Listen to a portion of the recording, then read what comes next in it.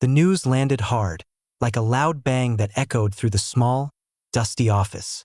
"Private Samuel Carter," the colonel said loudly, his voice rough like a scratchy rope frayed from years of use.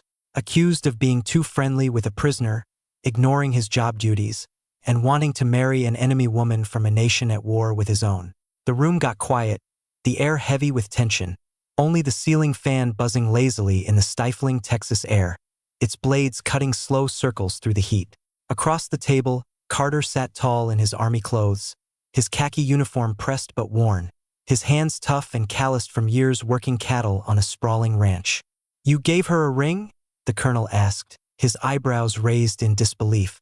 "Yes, sir," Carter replied, his voice steady but low. "She's a prisoner, Private. Prisoner of war. Do you know how serious this is? The rules you're breaking?" Carter's face stiffened, his jaw set like stone. "Yes, sir, I do." The colonel leaned closer across the worn wooden desk, his voice dropping to a softer, almost pleading tone.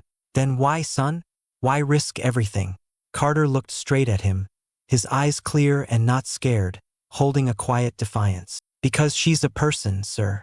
A human being just like me."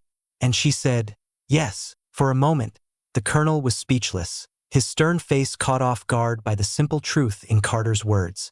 He pushed the papers away with a heavy sigh, the file sliding across the desk like a judgment set aside.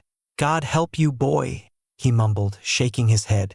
Outside, the air was hot and wavy, shimmering like a mirage over the cracked earth. Past the barbed wire fence, the women's prisoner camp sat under the relentless, burning Texas sun, its buildings low and weathered.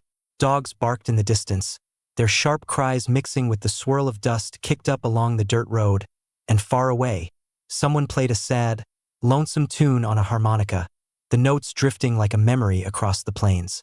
Carter had met her 6 months ago, in the spring of 1944, when the world was still torn by war.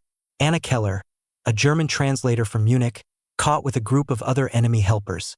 Clerks and support staff swept up in the chaos of battle. She wasn't what he expected from an enemy.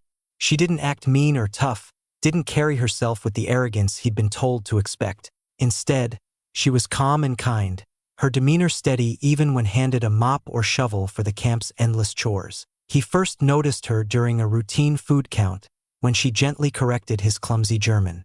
"It's Kartoffel, not Cartel," she said with a soft smile, her voice carrying the warmth of a teacher rather than a prisoner. He laughed, a rare sound in the tense camp. "Guess I need to learn, ma'am." That small talk, so simple and fleeting, became regular, then special, then something deeper, something that stirred in his chest and refused to let go. In the stark questioning room, with its bare walls and single flickering bulb, Carter's mind drifted back to those times. Moments that didn't make sense on paper but meant everything in his heart. He remembered her first Real laugh, bright and unguarded, when he stumbled over German words trying to ask if she liked horses, his tongue tripping over unfamiliar syllables. He remembered her giving her own bread to a sick prisoner, a selfless act done without fanfare, her hands trembling from hunger as she handed it over. He remembered seeing her by the fence at night, her figure glowing faintly in the moonlight, humming a cowboy song he'd taught her, her slight accent making the familiar tune sound new and fragile. And most of all, he remembered the day he broke the rules, the day he made the ring that changed everything. It had taken hours to shape a jagged piece of airplane metal, scavenged from a wrecked aircraft in the camp's maintenance shed, into a rough circle. He worked in secret, his hands steady but his heart racing, shining it with a cloth until it sparkled under the dim lantern light. He hid it in his boot for days, the metal pressing against his foot, a constant reminder of the line he was about to cross. When the evening came, the sky was painted red and gold, the air heavy with the scent of mesquite wood and the promise of rain. He found her by the fence where she always stood during shift changes, her silhouette framed against the fading light. "I'm not supposed to give you this," he said quietly, his voice barely above a whisper. She looked curious, her eyes searching his. "What is it?" He slipped the ring through a gap in the barbed wire, his fingers brushing the sharp edges. A piece of something broken, made into something lasting, something that carried his heart. She stared at it, her lips shaking as she held the small, imperfect circle. "You can't," she whispered, her voice trembling with fear and wonder. "I know," he said, his eyes locked on hers, "but I had to." Then she did something unexpected, something that stopped his breath. She said yes, her voice soft but certain, a single word that bound them in a way no fence could break. Back in the present, the colonel closed the file with a sharp snap, the sound cutting through the tense silence. "Private Carter," he said slowly, his voice heavy with the weight of authority. "You know this could ruin your career?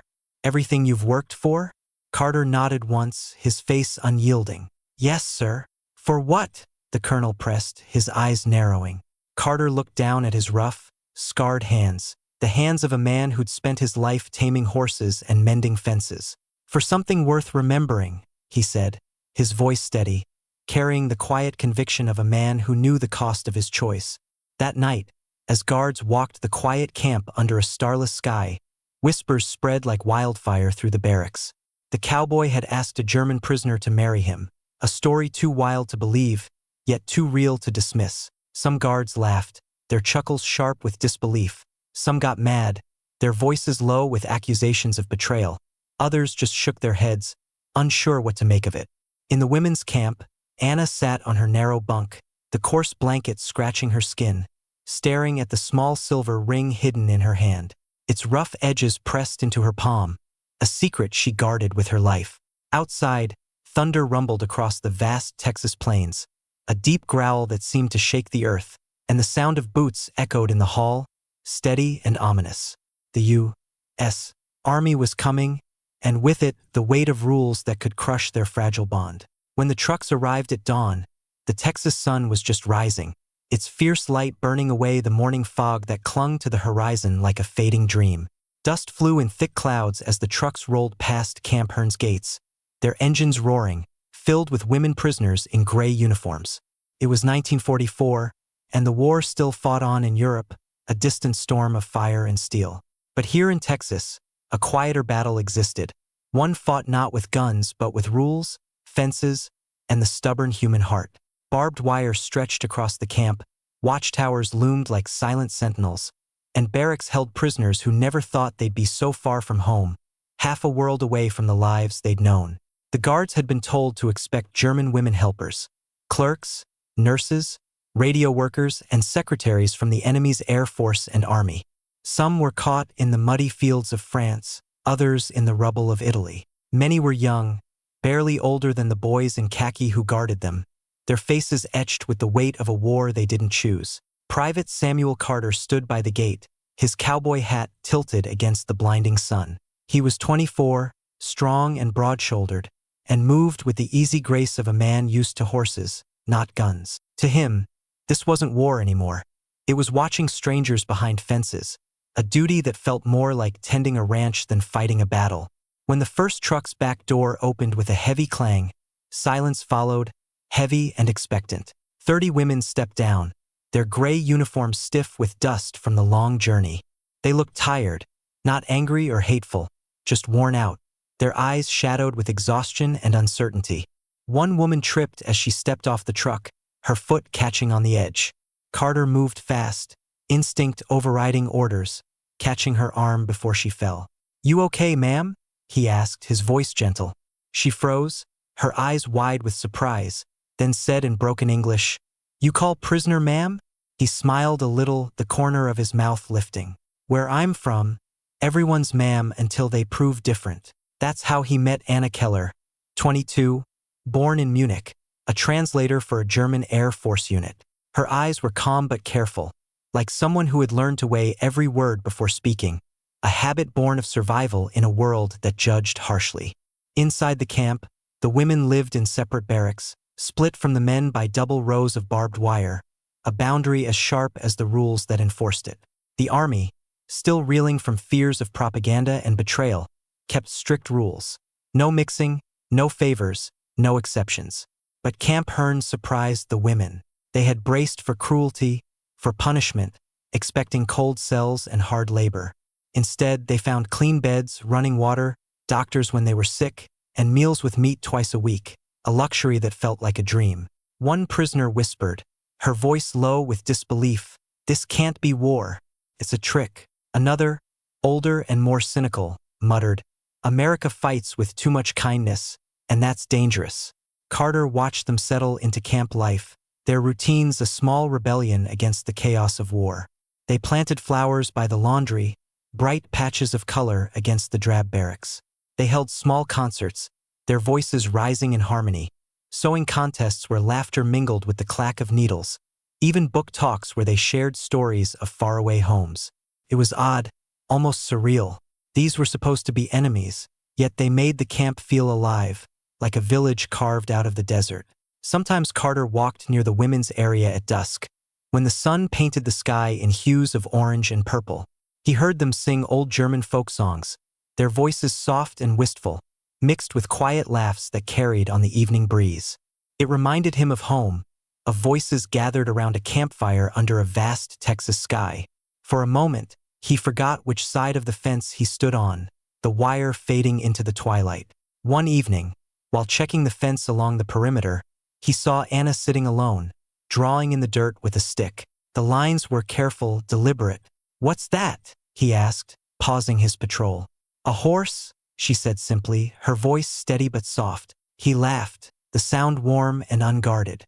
"Doesn't look like one." She looked up, a faint smile tugging at her lips. "Then teach me," she said, her eyes holding his just long enough to make him forget the fence between them. From then on, he lingered near her area longer than he should, sharing a word, a joke, a fleeting moment. She corrected his German when he mispronounced her name, her patience gentle but firm. He told her how the stars in Texas looked different from those in Europe, brighter somehow, as if they carried a promise the war couldn't touch. For a moment, in that forgotten corner of a global war, they weren't guard and prisoner, not enemies bound by opposing flags, but two young people stuck in a place neither had chosen, finding solace in the other's voice. By fall 1944, Camp Hearn had settled into a rhythm, a strange peace built on rules, routine, and the quiet hum of survival. The war raged on in Europe, its violence a distant roar, but here in the Texas desert, time felt slower, almost suspended. The desert wind carried the scent of dust, cattle, and mesquite trees, a stark contrast to the gunpowder and smoke of battlefields. Each morning, a bugle sounded at 6 a.m., sharp and clear, pulling the camp from sleep. Prisoners rose, lined up for roll call under the watchful eyes of guards, then headed to their assigned duties, some to the laundry, where steam rose from tubs, others to the cotton fields, where the sun beat down mercilessly, or to the kitchens, where the clatter of pots filled the air. They earned 10 cents an hour in canteen credit, enough to buy small comforts like soap, sewing needles, or even a rare piece of chocolate. Guards moved through the camp with practiced indifference, their rifles slung over their shoulders. But over time, that indifference softened into a kind of mutual recognition. The prisoners followed the rules, and the guards, many of them farmers or mechanics before the war, began to see not enemies but people who laughed, worked, and dreamed, just like them. Carter felt the camp was like a ranch, its fences high and its people in need of care. He stopped calling them Germans weeks ago. They were the ladies, the cooks, the workers, each with a name and a story he couldn't help but notice. When a sandstorm swept through in October, the wind howling like a living thing, he helped board up the windows of their barracks, his hands moving quickly to secure the wood against the onslaught of dust. Anna worked in the administrative office, sorting mail with careful precision, logging work assignments, and interpreting letters written by prisoners desperate to contact families back home. Carter saw her often, always at a distance, always under the watchful eyes of other guards. Sometimes she walked with other women, her posture straight, her laughter rare but genuine, like a melody that lingered. Other times, she sat by the fence in the evening, sketching in a small notebook she kept hidden, her pencil moving with quiet purpose. Faces, animals, memories she didn't want anyone to see. One day, as he passed by, she called out in her careful English, "Private Carter, what's this mean?" She pointed to a canteen label, "Pure Texas Spring Water." He grinned, his hat casting a shadow over his face. "Just water, ma'am. Texans brag about everything, even water." She smiled faintly, her eyes bright with a spark of amusement. "In Germany, we don't brag, even when we should." He tipped his hat, a gesture as natural as breathing. "Guess that's why we get along." That small talk, so ordinary yet so forbidden, started something the army would have called too close, too familiar. But in the camp, where the lines between captor and captive blurred like the horizon in a dust storm, closeness became a kind of survival. The women tended a vegetable garden the army allowed them to keep, their hands coaxing green from the dry soil. They painted murals on the mess hall walls, scenes of forests and lakes that whispered of homes left behind. On Sundays, the chaplain held open-air services for both prisoners and guards, the air filled with hymns, German and English voices blending into something unexpectedly peaceful, a fragile truce in a world of war. Carter began bringing his guitar on night watch, strumming soft cowboy ballads as the camp settled into silence, the notes drifting like a lullaby. Sometimes, from the other side of the fence, a few soft voices joined him, their accents wrapping around the English words with hesitant grace. Anna would hum along, her voice barely audible over the night breeze, but enough to make his heart ache. Rumors began to spread among the guards, their voices low in the mess hall or sharp in the barracks. Some laughed it off, calling Carter a fool for his softness. Others warned him, their tones edged with concern or malice.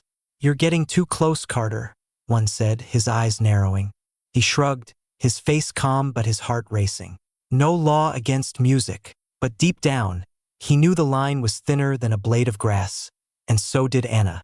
She kept her sketches hidden, her letters unwritten and unsent, guarding her heart as carefully as she guarded her notebook.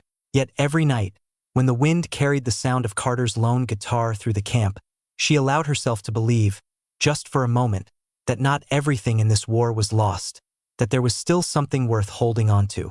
By winter, the fences at Camp Hearn no longer felt like walls. They were lines drawn between two kinds of loneliness, two kinds of longing. Carter stopped pretending he didn't see Anna Keller, her presence a pull he couldn't resist.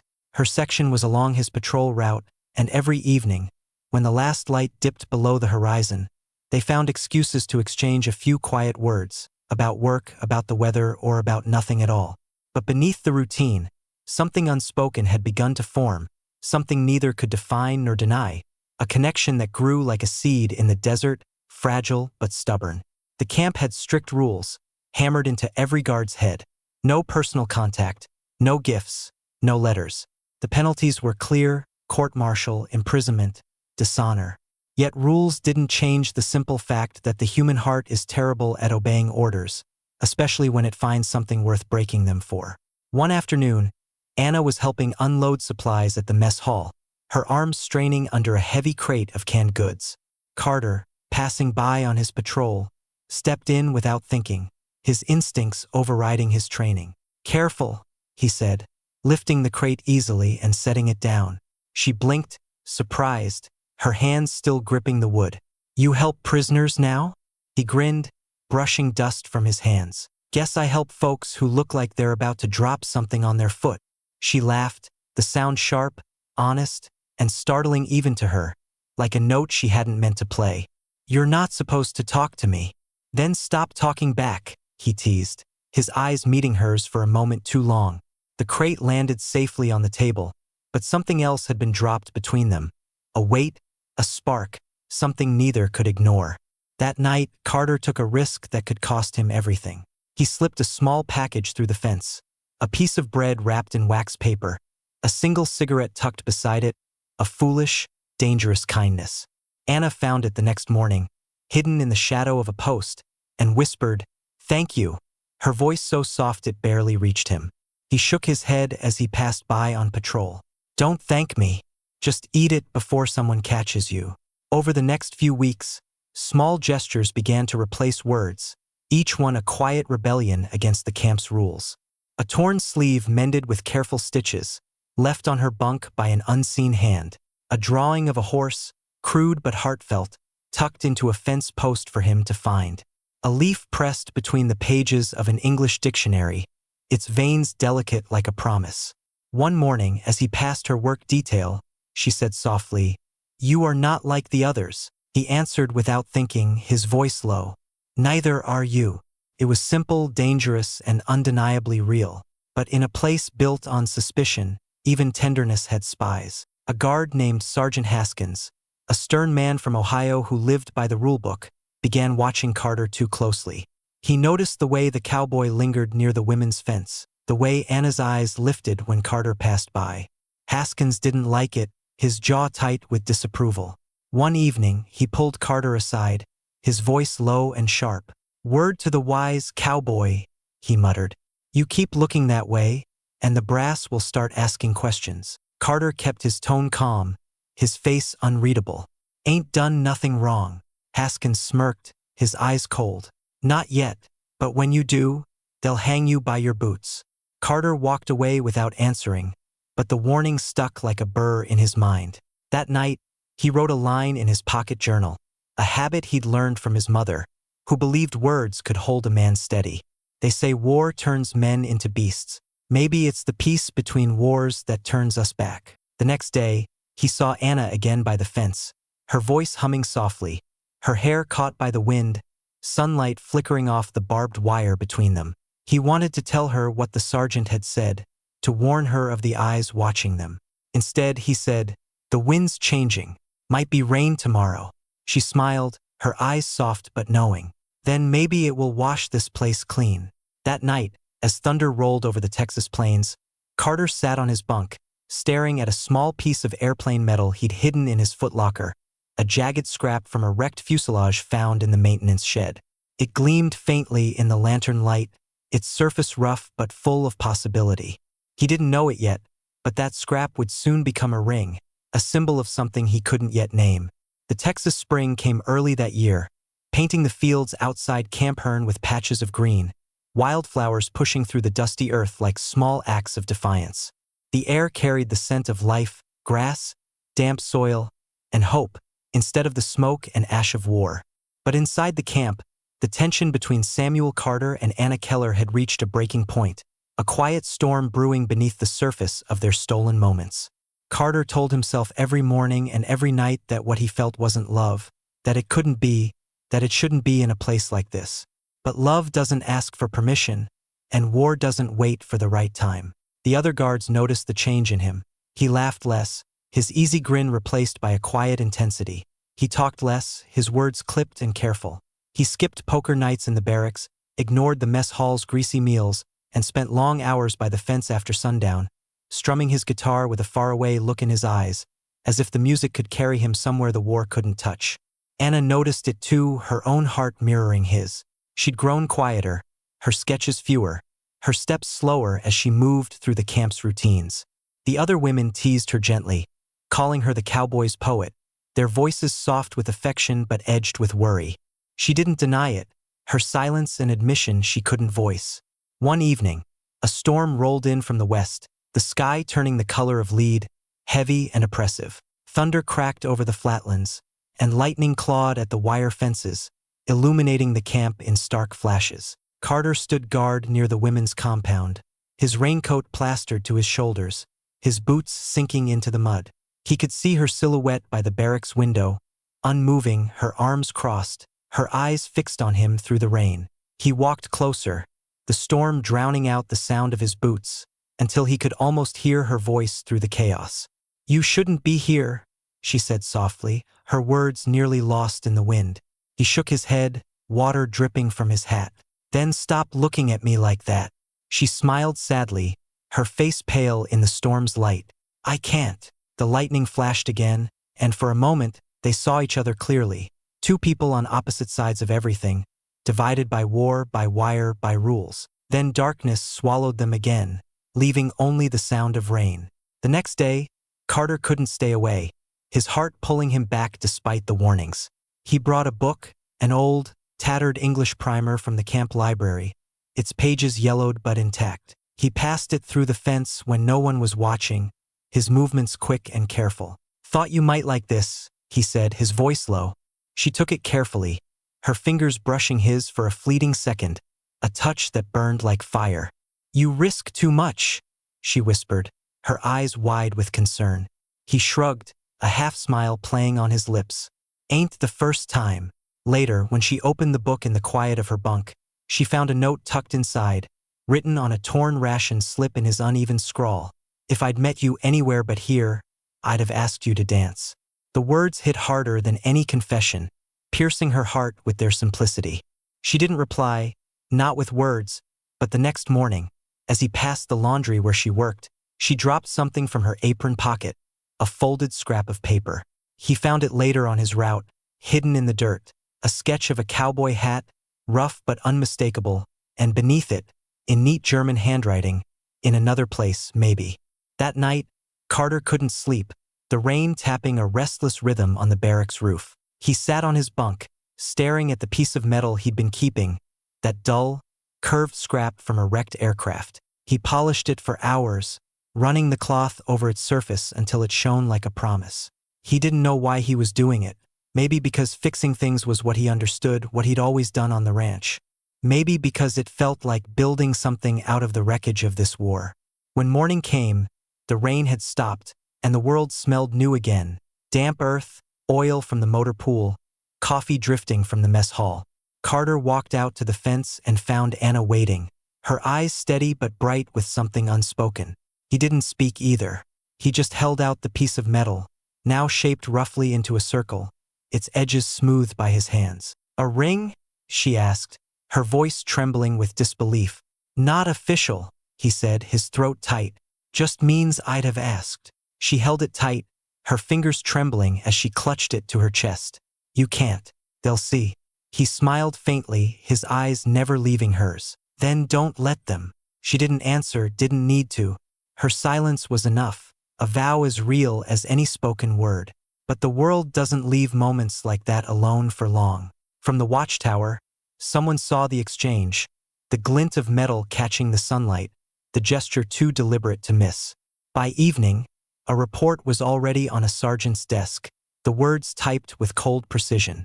Rumors spread faster than dust in a storm. Some said the cowboy had given a prisoner a ring. Others whispered he'd promised to marry her after the war. In a camp built on whispers, truth didn't matter. Suspicion did. The next morning, Carter stood before Captain Harlan, a lean officer with gray eyes that could cut through a man's defenses. Harlan tossed a sheet of paper across the desk, its edges curling from the heat. "You want to tell me what this is?" Carter glanced down. The report was brief, clinical. Guard observed private interacting inappropriately with female prisoner. Possible exchange of object through security fence. He met the captain's stare, his face calm but his heart pounding. "Just handed her a book, sir." "Then what's this about a ring?" Harlan pressed, his voice sharp. Carter didn't flinch. "A misunderstanding." Harlan leaned back in his chair, his fingers drumming on the desk. "This camp's not a movie, Carter. You keep your distance. You know that, right?" "Yes, sir." "Then let's not have this conversation again." The meeting ended there, but the damage was done.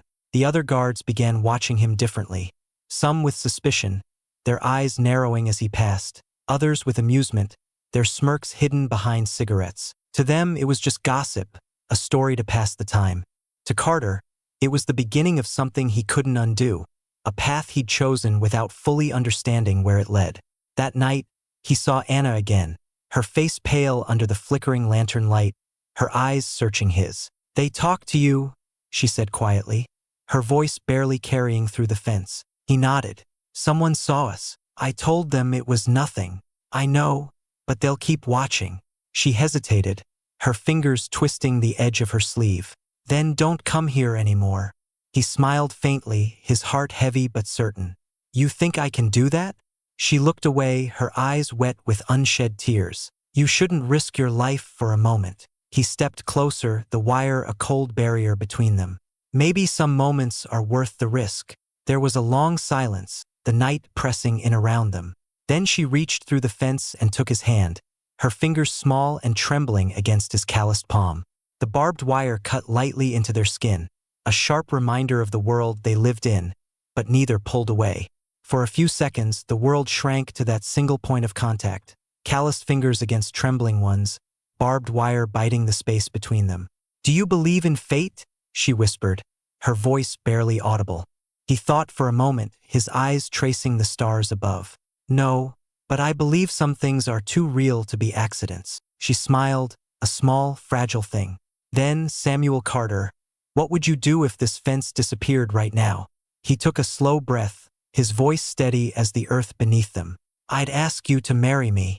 The words came out without hesitation, quiet but unshakable, not a proposal but a truth that had found its way out.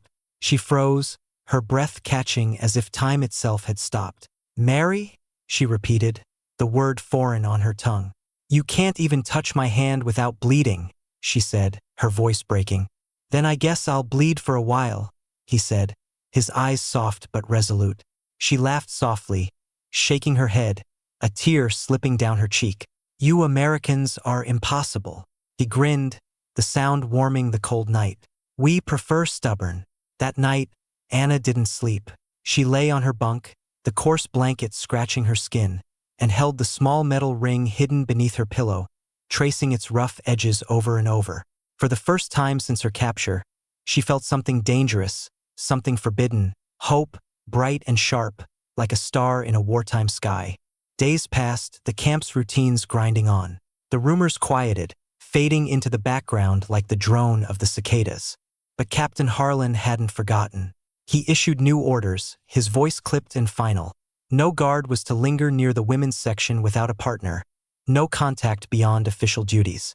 Carter kept his distance, at least for a while, his patrols shorter, his movements careful. But distance doesn't erase connection. It only makes it burn deeper, like a fire buried under ash. One evening near sunset, he saw Anna again near the fence, her figure outlined against a sky streaked with pink and gold. She didn't speak, didn't need to. She just held up a piece of paper for him to see, her hands steady despite the risk. 3 words were written in English, block letters bold and clear. I would say yes. Carter stood there, speechless, his heart hammering in his chest. Then he tipped his hat, a slow, deliberate gesture, and whispered to the wind, "Guess that's all I needed to know." But what neither of them could see was Sergeant Haskins in the watchtower, binoculars in hand, watching every word, every glance. By morning, the army would know, and the fragile world they'd built would begin to crack. At dawn, the camp was no longer quiet. The morning bugle hadn't even finished echoing before 2 MPs marched into the barracks, their boots heavy on the wooden floor, and ordered Carter outside. No explanation, no chance to speak, just the sharp bark of military authority cutting through the dry Texas air. He knew before they said a word, his time was up. They led him to the command office, where Captain Harlan sat behind his desk, the report already open, its pages stark against the wood. Beside him stood Sergeant Haskins, smug, his arms folded, his jaw set like a man who'd waited weeks for this moment. "Private Carter," Harlan began, his voice clipped and cold. "You're accused of violating direct orders concerning fraternization with prisoners of war. You understand the gravity of that?" "Yes, sir," Carter said, his voice steady despite the weight pressing on his chest. "Did you pass any items through the fence?" Carter hesitated, his mind racing. "A book once. Anything else?" Harlan's eyes bored into him. "No, sir." Harlan leaned forward, his voice sharp as a blade. "We've got testimony that says otherwise, a ring, a message, maybe even a proposal." He let the words hang in the air like a verdict, heavy and final. "Is that true?" Carter didn't answer, his silence louder than any defense. There was no way to explain something that made no sense outside the fence, no way to put into words what lived in the spaces between them. Harlan's tone softened, almost weary, as if the war had drained him too. "Do you understand what this looks like, son? You're not just disobeying orders. You're compromising the uniform you wear." Carter's jaw tightened, his hands clenching at his sides. "I didn't compromise anything, sir. I treated her like a person, that's all." Harlan sighed, his shoulders sagging slightly. "That's the problem. She's not supposed to be one to you." Outside the office, the heat was rising, the sun climbing higher in a cloudless sky. The whole camp seemed to sense the shift in the air, a tension that rippled through the barracks and mess halls. Whispers spread faster than wildfire. They caught him, the cowboy and the German girl. Anna didn't hear until that afternoon, when a kind older prisoner named Greta, a translator like her, broke the news in a hushed voice. "The guard, the one with the hat, they've taken him. For you." Anna's hands trembled, the ring hidden in her pocket suddenly heavy, like a stone pulling her under. That night, she sat by the fence, waiting for him, her eyes searching the darkness. But he didn't come. Only the shadows did, long and cold, stretching across the dirt. In the barracks, Carter sat on his bunk, the air thick with the scent of sweat and dust. Haskins hovered nearby, his voice low and mocking. You think you're some kind of hero cowboy? You think they'll remember your little love story when this is over? Carter looked up, his eyes steady. Maybe they won't, but I will. The next morning, he stood before a makeshift tribunal. 3 officers, their faces stern, a clerk scribbling notes, and the American flag hanging limp behind them in the still air. It wasn't a full court-martial, but it was close, the weight of judgment heavy in the room. Captain Harlan read the charges, his voice flat. Violation of Army Regulations 6-10, Article 3, Section 8, unauthorized personal contact with enemy prisoners of war, punishable by confinement and reassignment. When asked if he had anything to say, Carter took a long breath, his eyes meeting Harlan's without flinching. I've seen enough hate to last a lifetime, he said, his voice calm but resonant. I watched men kill strangers because someone told them to. I won't apologize for showing a little kindness. Not to her, not to anyone. For a moment, the room was silent, the officers exchanging glances, even Harlan seeming unsure. Then, quietly, he said, Private Carter, you're confined to quarters until reassignment. Effective immediately. It wasn't prison, but it was exile, a punishment that cut deeper than bars. For 2 weeks, Carter stayed confined to a small section near the motor pool, surrounded by the hum of engines and the stench of oil. No contact with prisoners, no patrol duty, just silence and the endless grind of solitude on concrete floors. But on the 13th day, while loading supplies onto a truck, he found something tucked under the seat, a folded piece of cloth, rough and worn. Inside it was the ring, the same rough metal he'd shaped by hand, and a note written in German, simple enough for him to understand. You said you'd bleed for a while. I'm bleeding too. Carter smiled faintly, his fingers tracing the words, and for the first time in days, he felt alive again. The army might have built fences, but the heart didn't care about fences. It found a way through, sharp edges and all. 2 weeks later, the orders arrived, crisp and official. Private Samuel Carter was being transferred out of Camp Hearn to another facility farther east, Camp Swift, near Bastrop. Officially, the reason was operational reassignment, a bureaucratic phrase that fooled no one. Unofficially, everyone knew why. The cowboy had crossed a line, and the army didn't forgive. The morning he left, the air was cold, unusually crisp for Texas, the sky stretching pale and cloudless over the flat land. He packed his duffel in silence, folding his uniform with care, slipping the small note and ring into the pocket of his jacket, close to his heart. As he stepped out of the barracks, every sound seemed sharper, boots crunching on gravel, the clatter of a truck engine, the distant low of cattle across the fields. Even the guards who had once whispered behind his back now avoided his eyes, their faces a mix of pity and judgment. Some thought he deserved it, others weren't so sure. The army truck waited near the south gate, its olive paint dulled by layers of dust. Sergeant Haskins was there, clipboard in hand, his face no longer gloating, just tired, as if the war had worn him down too. Orders are orders, he muttered, his voice flat. Carter gave a quiet nod. Ain't arguing. Haskins hesitated, then spoke, his tone softer. For what it's worth, you kept your head high. Most wouldn't. Most wouldn't have to, Carter replied, his voice steady but carrying a trace of defiance. They shook hands briefly, not as comrades, but as 2 men who finally understood each other, at least a little, in the shadow of rules neither could escape. As Carter climbed into the back of the truck, something caught his eye near the women's compound. A flicker of movement, a figure standing by the fence. He froze, his breath catching. Even from that distance, he knew it was Anna. She was out on work detail, folding laundry near the wire, her presence there no accident. She wasn't supposed to be there, not at that hour, not so close to the gate. The guards nearby pretended not to notice, one turning his back entirely, a small act of rebellion in their silence. When Anna saw him, she dropped the basket, the linen spilling into the dust, and started walking toward the fence, her steps fast, almost desperate. Carter jumped down from the truck, ignoring the MP's shouts, his boots hitting the ground with a thud. They met at the fence, the wind whipping dust between them. her hair tied back with a strip of cloth, her cheeks pale, her eyes bright with fear and disbelief. "You're leaving," she said, her voice trembling, barely holding together. He nodded, his throat tight. "They're moving me out. Because of me?" Her words were a whisper, heavy with guilt. He smiled faintly, trying to ease her pain. "Because of what they think." She gripped the wire, her knuckles white, the barbs pressing into her skin. "Then let me say it before you go." She took a breath, her voice breaking. "I would have said yes." He blinked, stunned, the words hitting him like a physical blow. For a moment, he thought he'd imagined them. The echo of the paper she'd shown him now spoken aloud. He reached out and placed his hand over hers through the fence, the barbs biting into their palms, but neither pulled away. The pain was nothing compared to the connection it held. "Then that's enough for me," he whispered, his voice thick with emotion. "That's all I needed."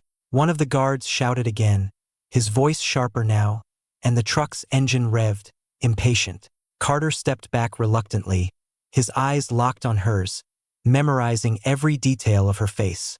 Anna held his gaze, her own eyes fierce, as if trying to etch him into her memory. Then, with sudden resolve, she lifted her hand and pointed toward the stables beyond the yard. For a second, he didn't understand, until he saw a single figure leading a brown horse along the fence, a cowboy from a neighboring ranch, one who sometimes helped with supply runs. Anna's voice was soft but clear. "You love horses," she said. "Ride one more time." Carter hesitated, his heart torn between duty and desire. Then he nodded slowly, his decision made. He walked toward the horse, the MPs shouting now, their voices rising in frustration, but something in his stride, calm, unyielding, made them pause. He swung into the saddle with the ease of a man born to it, the leather creaking under his weight, and turned the horse toward the horizon. He wasn't running, wasn't fleeing, just riding the way he had as a boy, the way he did when the world made sense. As the sun dipped low, casting long shadows across the camp, he looked back once more. Anna stood there, one hand lifted in farewell, the barbed wire glowing red in the last light of day. For those few moments, everything, the war, the rules, the fences, disappeared. There was only a cowboy and a prisoner, divided by wire, united by everything that made them human: hope, defiance, and a love that refused to be caged.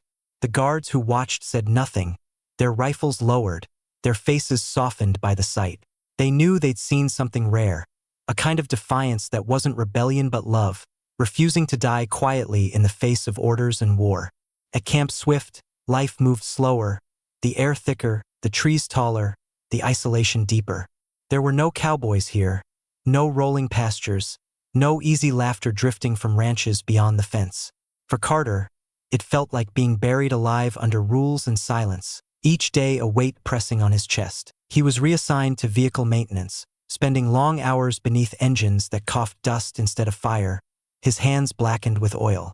Every bolt he tightened echoed the same thought.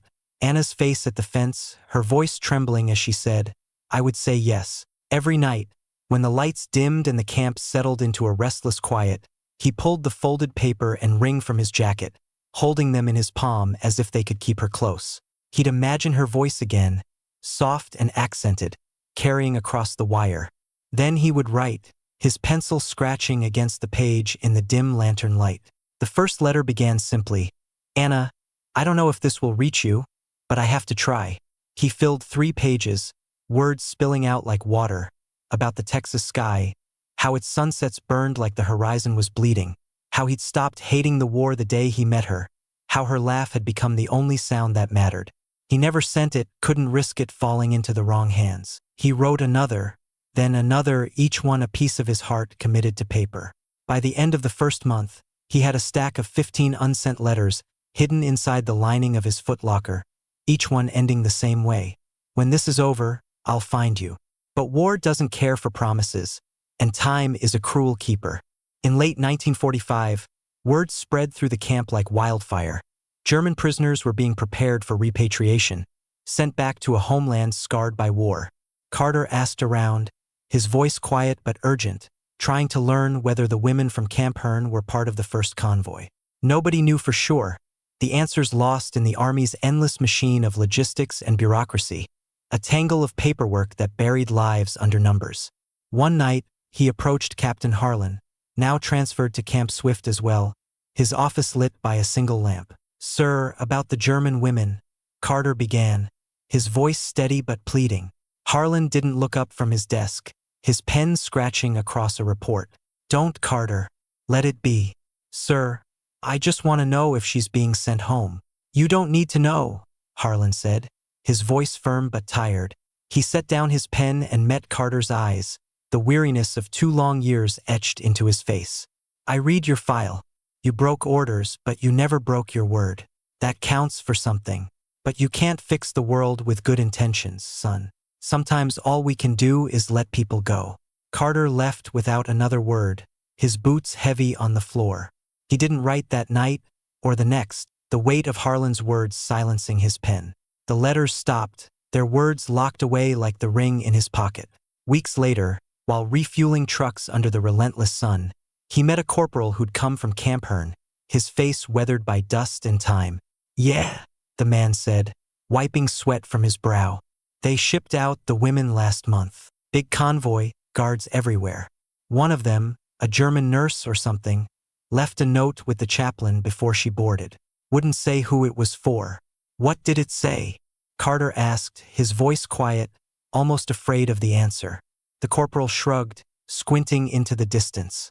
"Just 3 words, something about light." Carter didn't press him, didn't need to. That night, he dreamed of Anna standing by the fence again, sunlight cutting through her hair, saying something he couldn't quite hear, her words slipping away like sand. The dream lingered, a ghost that followed him through the days. After the war ended in late 1945, Carter was discharged in 1946, his uniform folded away, his service a chapter closed. The Army offered him a posting, a chance to stay in the life he'd known, but he turned it down without hesitation. Instead, he went home to Texas, to his family's ranch near College Station, where the land stretched wide and open, a world away from the fences of Camp Hearn. He fixed fences, their wooden posts sturdy under his hands. He broke horses, their spirits wild but yielding, and he learned how to sleep again under an open sky, the stars a reminder of nights spent talking through wire. Years passed, the world moving on as it always does, rebuilding itself from the ashes of war. But the ring stayed in his pocket, a small weight he carried always. The letters stayed in a box beside his bed, their words unread but never forgotten.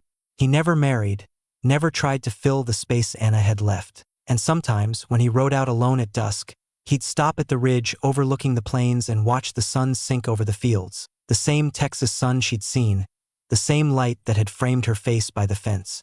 He'd tip his hat to the horizon and whisper, "You got to see it one last time," his voice soft, as if she could hear him across the years. By 1952, the old prisoner camps were gone, their barracks dismantled, their fences pulled down, the land reclaimed by the Texas soil. Camp Hearn became pasture again, just open grass swaying in the wind, dotted with grazing cattle. But locals swore that if you stood there at dusk, when the light softened and the air grew still, you could hear echoes, boots crunching on gravel, laughter in a dozen accents, a woman's voice carried on the breeze, soft and fleeting.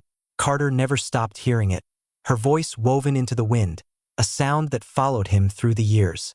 He kept working the ranch, fixing engines with hands that never lost their skill, helping neighbors with a quiet kindness that needed no explanation. He didn't talk about the war, not the battles, not the camps, not her.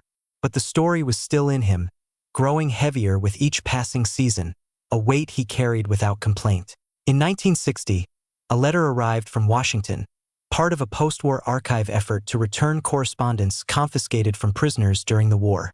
It was a single piece of yellowed paper, folded 3 times, the ink faint but legible, written in a hand he knew as well as his own. It began, "To the soldier with kind eyes, they are sending us home. I don't know if I will survive what waits for us there. But you should know the light in Texas was the first time I remembered what peace felt like. If the world ever becomes gentle again, maybe we will meet under that sky. Anna." He sat for a long time, staring at the letter, his fingers tracing her words. Outside, the sun was setting, painting the sky with the same amber wash of light she had once called soft as forgiveness. That evening, he saddled his horse and rode out to the old campgrounds, now a flat stretch of grass where cattle grazed, the barbed wire long gone. He knew exactly where the fence had stood, its memory etched into his bones. He dismounted and walked the line in silence, his boots crunching over dry earth, the air thick with the scent of mesquite and memory. Reaching into his coat, he took out the small metal ring, the one she had sent back to him, the one he'd carried for nearly 2 decades. He knelt and pressed it into the soil, his fingers lingering on its rough surface. "This is where it belongs," he whispered, his voice breaking. "Where it started." For a moment, he thought he heard her laugh again, faint like the wind through mesquite trees, a sound as real as it was impossible.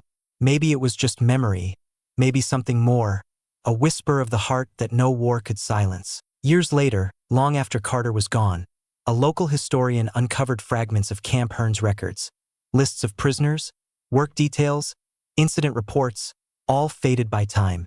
In the margin of one document, beside Anna Keller's name, someone had scribbled a note in hurried pencil. "Often quiet, loved horses, repatriated May 1946. Beside it, in different ink, added decades later, another note, "Light in Texas."